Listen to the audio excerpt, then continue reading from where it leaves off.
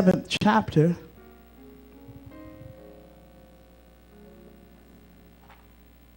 And then I want you to also put your finger on Genesis, the 41st chapter.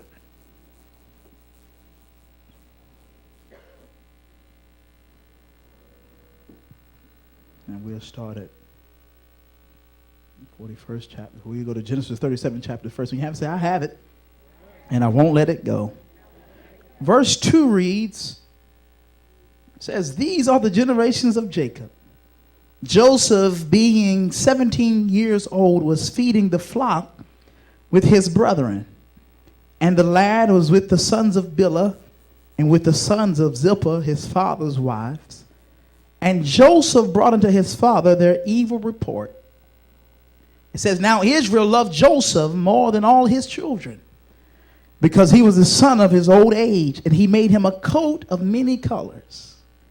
And when his brethren saw that their father loved him more than all his brethren, they hated him and could not speak peaceably unto him.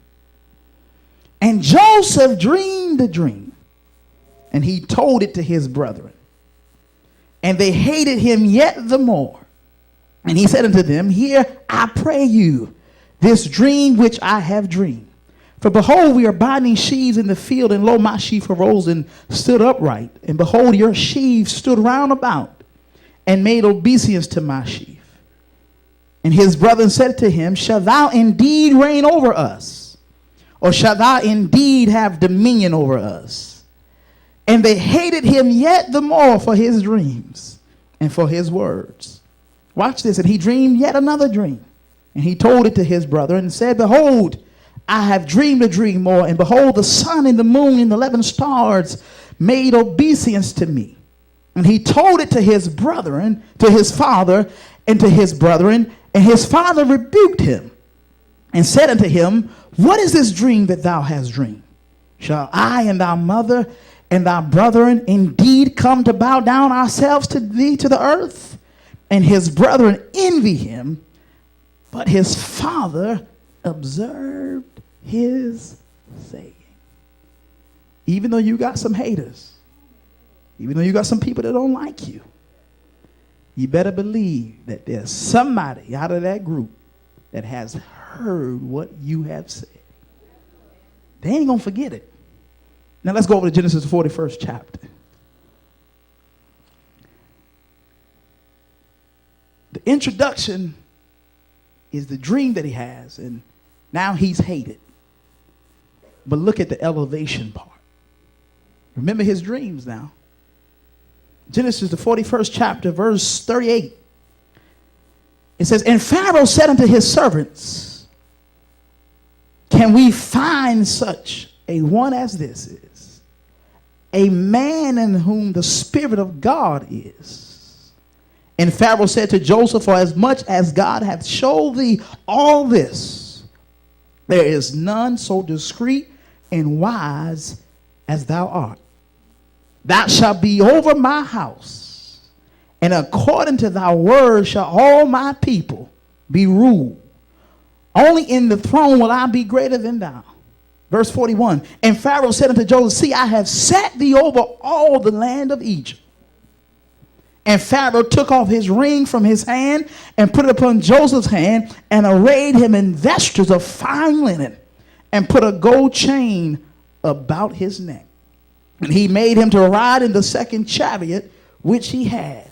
And they cried before him. What did they do? They did what? He made him ruler over all the land of what? And Pharaoh said unto Joseph, I am Pharaoh, and without thee shall no man lift up his hand or foot in all the land of Egypt. Just look at somebody and say, neighbor, my blessing has been on pause, but God is pushing play.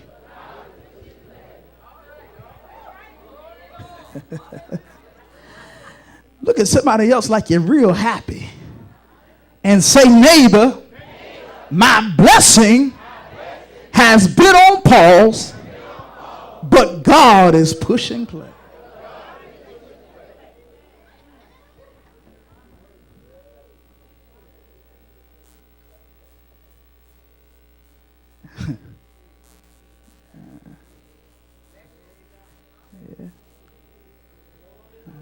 Meditate on it.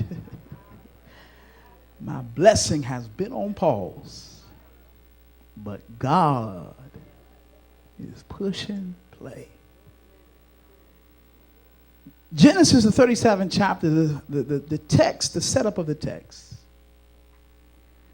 It talks about Joseph being a young man. He's about 17 years old, and he has a dream. And he tells his dream to his brethren. And when he tells his dream to his brothers, because they can't see what he sees, they hate him. They envy him. So he's so confident that his vision is from God when they ask him, are you sure you're going to reign over us? Are you sure you're going to have dominion over us? And because he was so sure, he stamped his approval. I know that this vision is from God. Some of us are in a place in our life that you have people questioning whether or not your dream or your vision is from God. And because they can't see God the way you see him, they're hating on you. They don't like you because of the way you praise God. They don't like you because of how you come to church and you testify of the goodness and the greatness of God. Because some people can't see God the way you see him, they don't like you. It doesn't matter who don't like your testimony. It does not matter who don't like your praise. One thing that Joseph was assured of was God had given him this vision. And when you know God has given you a vision, you don't have to be afraid to tell your vision to nobody. Because when God has sealed a thing in eternity, no weapon formed against you shall what? Be able to prosper. Now that doesn't mean the weapons won't be formed, but what it means is it's not going to work. So Joseph tells his dream to his brothers. His father tells him one day, says, well, go down to Dothan and check on your brothers. I want you to bring me back the report. Just make sure they're all right. Just make sure all is well with your brothers. Now remember, his father made him the coat of many colors. That dealt with the many nations that were to come back together. Now notice that when God starts to bless some of you, it causes some people to look at you cross-eyed. It causes some people to envy you because, see, some people want what you got, but they don't want to make the sacrifice to get what you have. See, to really to obtain what God has for you, you got to go through some hell. Come on, talk to me. You got to go through some struggles just to obtain what God has promised.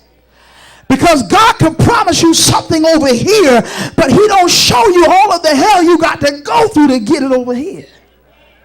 But you got to walk through what I call see nothing days. How many of you feel like that you're walking through see nothing days, but you understand that God has promised you something? Well, preacher, how do you know it's going to come to pass? How do I know that this thing that God has shown me over here when I was by myself, now I've opened my mouth and I start telling some family and friends, now it seems like all of the forces of darkness is trying to stop me. Well, how do you know that? Matthew 4:4 says, man shall not live by bread alone.